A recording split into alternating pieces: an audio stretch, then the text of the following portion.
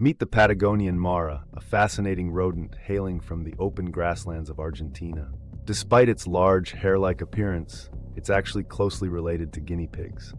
These social creatures form monogamous pairs, often sharing burrows with several families. Their unique locomotion involves hopping like kangaroos, an adaptation for evading predators. Maras play a crucial role in their ecosystem by dispersing seeds and enriching the soil.